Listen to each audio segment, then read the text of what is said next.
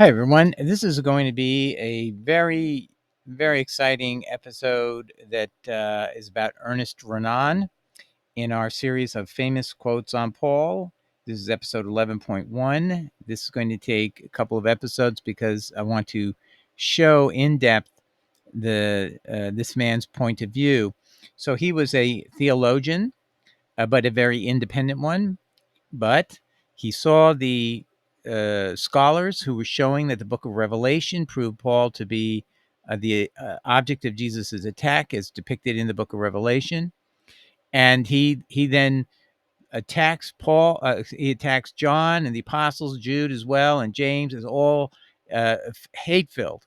And he goes on for almost 300 pages of just vilifying the apostles, but he's proving at all points that are the uh, facts that prove that's what these accounts are all about. He's proving it over and over again, and then after 300 pages, something happens, snaps at page 330, and you'll see what it is. And he turns into a Jesus words only person. He says, "You know what? Now that I think about it, you'll see."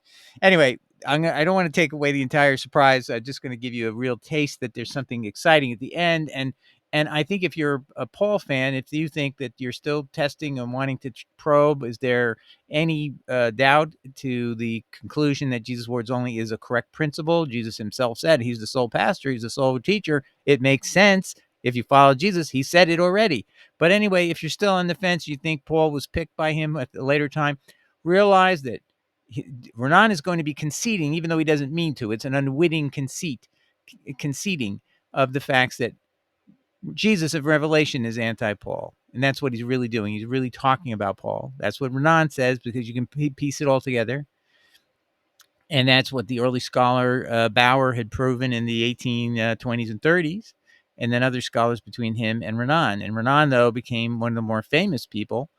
And I think you could read this book if you're a Paul fan, and you'd love the first part, because it's, the apostles are hating on him, and Jude's hating on him, and James is hating on him, and John is, hating on Paul and using Jesus as his mouthpiece in the book of Revelation. I mean, the whole thing for hundreds of pages.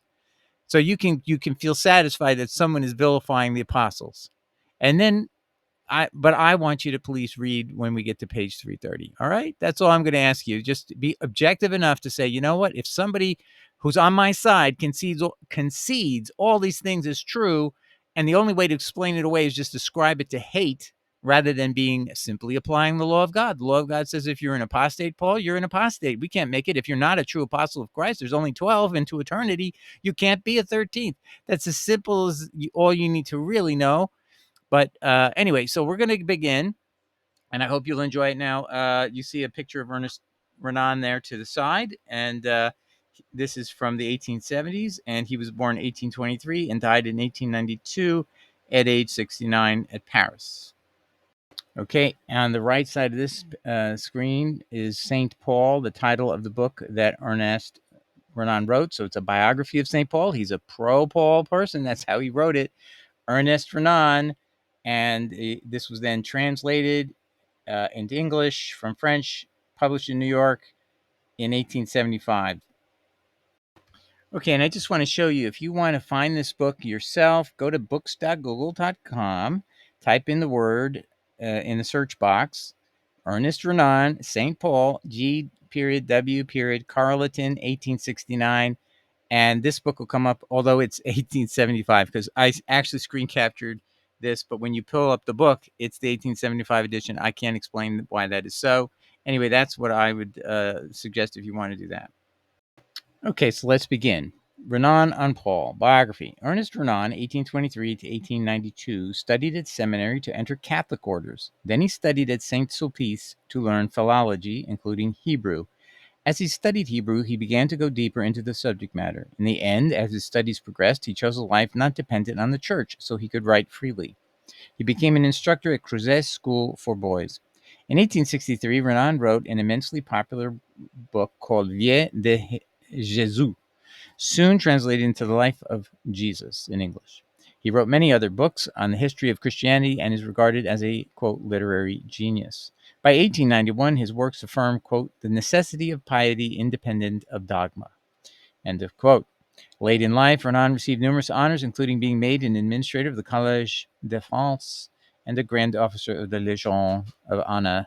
Renan is utterly pro-Paul in relation to James, Jude, Revelation. Renan's work, St. Paul, depicts Paul in a sympathetic light, and that's putting it in the modestly. He nevertheless agrees that the early church attacked Paul in the epistles of James and Jude as well as Revelation. But Renan describes these anti-Paul writings, veiled though they were by the early church, as the, quote, cries of hatred and insult, calumny, and envy. He calls James the just and the apostles who were concerned about Paul's possible apostasy against Moses the reflection of, quote, shallow minds. That's Renan at page 301. James supposedly obliged Paul to hypocrisy to observe the Nazirite vow in Acts 21 to prove Paul was obeying Moses still, forcing Paul to give pledges to the, quote, littleness of mind. Okay, I'm going to pause reading that aspect from my prior summary. And I'm not going to try to defend James here because I want the Paul fans to be reading this and listening and let you see all his biases. But just for the record, James was not asking Paul to do an act of hypocrisy because James has no clue that Paul is anti-law. And in fact, he is under the assumption that the rumor Paul is an apostate, and that's the word he used, apostasia. It's hidden in the King James as forsake. But the word, if you look in the Greek, is apostasia. We've heard you've apostatized against Moses. So that's what really is going on. And James' solution says you can put all these rumors to rest if you do the Nazirite vow from the book of Numbers. So, but I'm not going to get into that. I'm not trying to defend James. I'm trying to let you hear Renan evaluate the book of Revelation, the epistle of James, the epistle of Jude, and how these contribute to a correct understanding of where the New Testament original church was coming from in relation to Paul.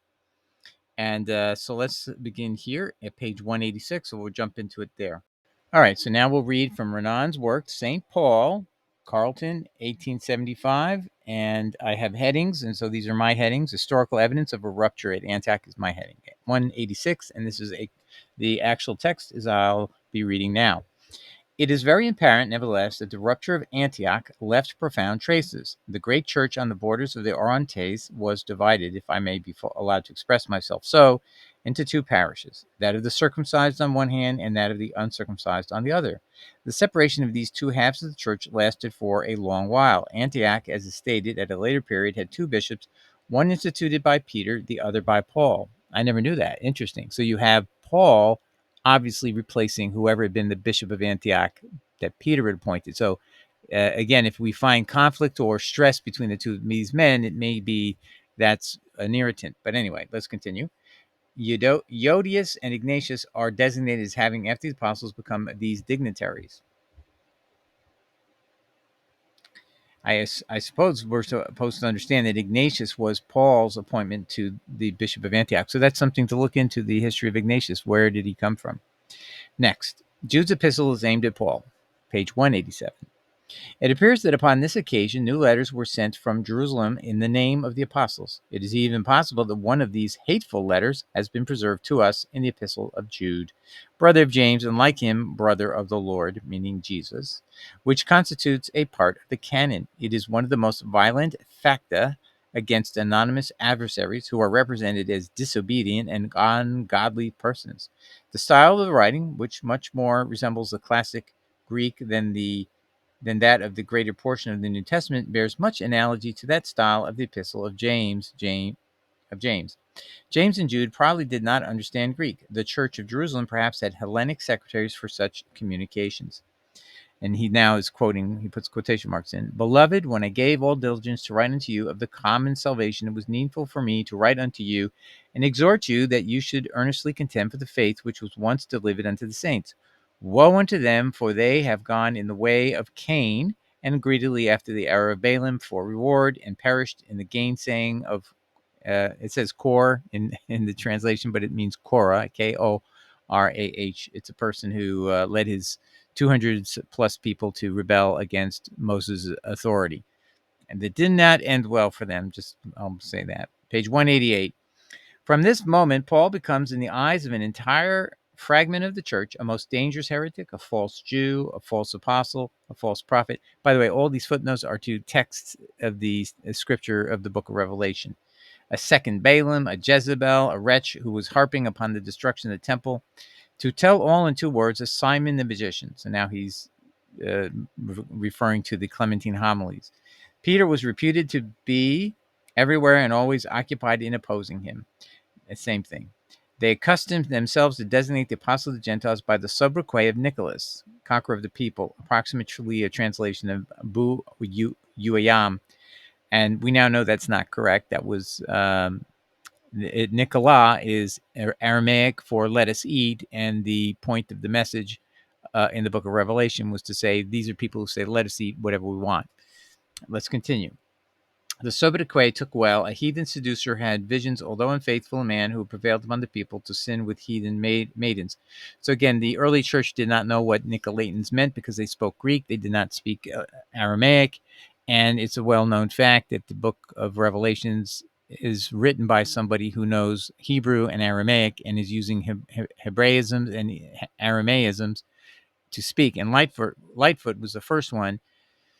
I think Lightfoot's from the 1600s. He is the first one who recognized that Nicola was the Aramaic term, let us eat. And in context, they were teaching it's okay to eat meat sacrificed to idols. So obviously the term that Jesus was using meant to depict them as people who are just, their doctrine is we want to eat whatever we want.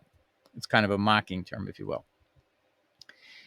So this sin of maidens, this is all based on his, at that time, he did not know of what I just told you. So he's going by, I think it's Iranians who comes up with these. There's a lot of myths of who the Nicolaitans were to give them life. The Greek church thought, well, it must have been a guy named Nicholas, and they created myths. And just shows you what they'll do when they don't have knowledge of the Hebrew. They'll just make up stuff. But anyway, that was just commentary. Maybe made commentary. So they said this appeared the true type of Paul. So the Christian commentators were saying that this was intended as a slander on a group, and then Renan is saying it appears to be actually aimed at Paul.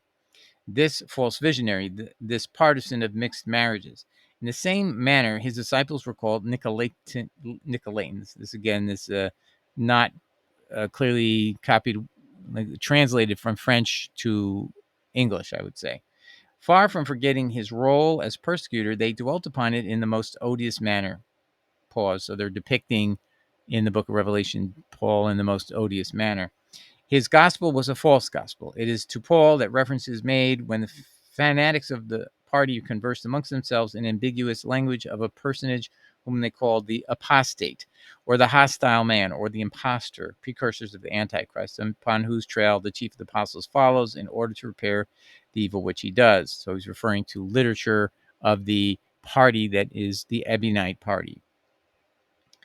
And he is called the apostate, the hostile man, or the enemy. And he's also called the spouter of lies. We now know was another sobriquet that was used because that was recovered in the Dead Sea Scrolls in the writings of the Ebion, which actually were in there, but were hidden for 40 plus years. And Eisenman has written 4 books now to expose to Christians that we have our early church's writings showing the conflict between Paul and the early church. And that was Paul's name, the enemy, and the spouter of lies in the Dead Sea Scrolls. And James was called the righteous one, the Zadik. And so you see a battle between these 2 figures going on in numerous works.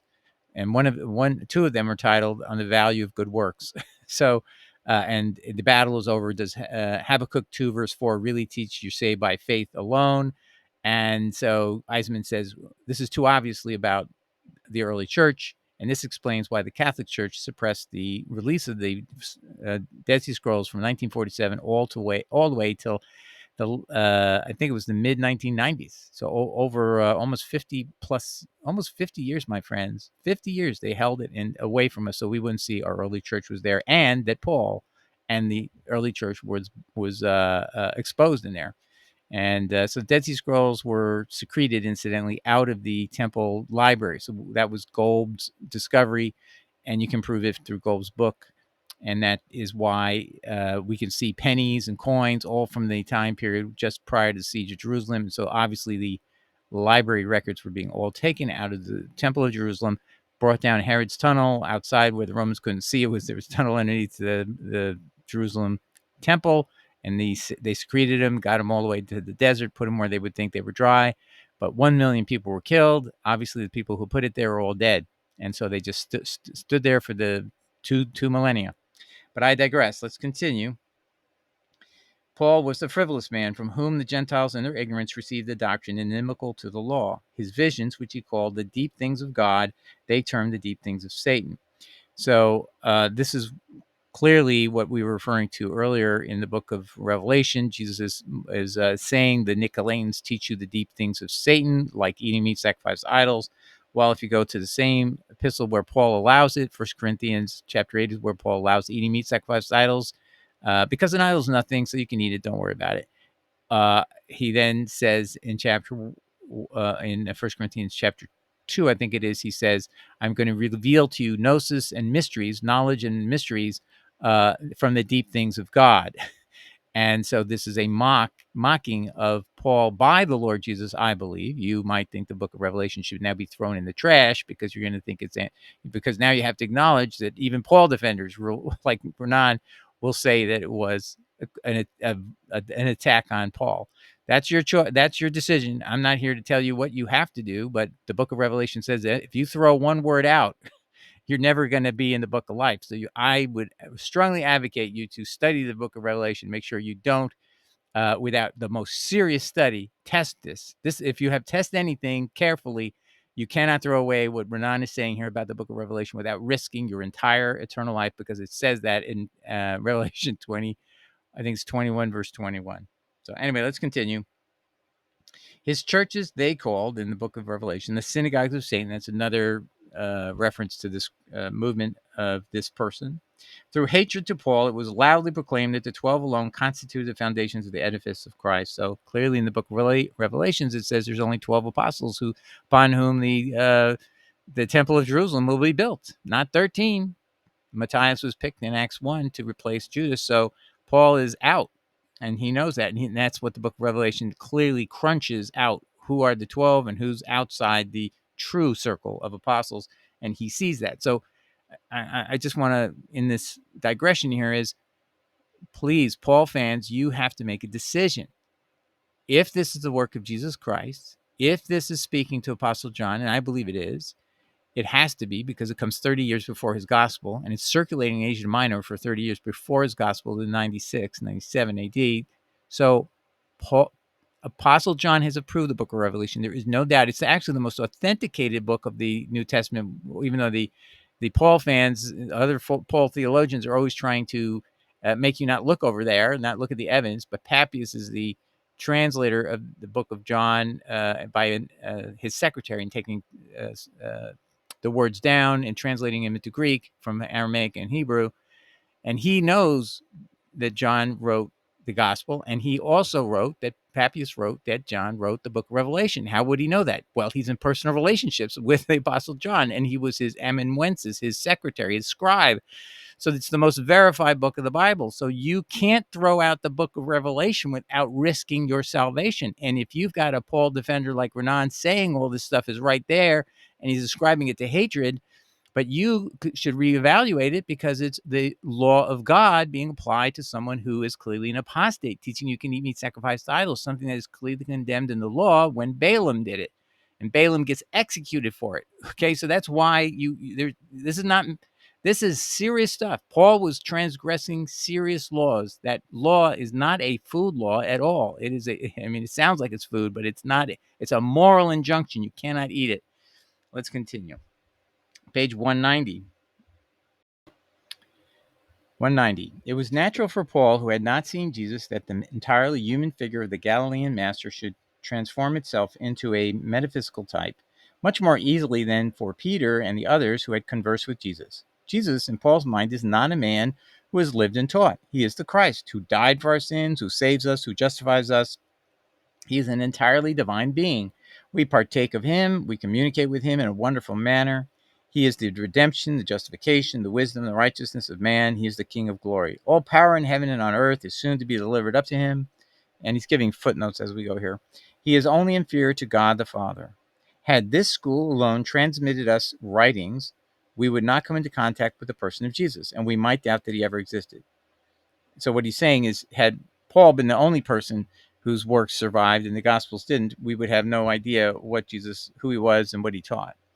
But those who knew him and who kept the recollection of him wrote, perhaps already towards this period, the first notes upon which were composed those divine writings, I refer to the Gospels, which made the fortune of Christianity and transmitted to us the essential traits of the most important character there ever was to learn. Now, Revelation. Revelation. Chapter 2 and 3 are anti-Paul. That's my heading. Page 19. Pontus in Cappadocia heard the name of Jesus about the same time. Christianity burst forth like a sudden conflagration throughout all Asia Minor. It is probable that the Jewish Christians labored on their side to spread the gospel there. John, who belonged to this party, was received in Asia as an apostle of superior authority to Paul. The Apocalypse, addressed in the year 68 AD to the churches, and he's got that right. That's approximately the date it was done. Churches of Ephesus, Smyrna, Pergamos, Thyatira, Sardis, Philadelphia, and Laodicea on the Lycus, appears composed for the Jewish Christians. Without doubt, between the death of Paul and the editing of the Apocalypse, there was at Ephesus and in Asia, as it were, a second Jewish Christian preaching. Nevertheless, if Paul had been for 10 years the sole chief of the churches of Asia, we cannot understand how he should have been forgotten there so soon.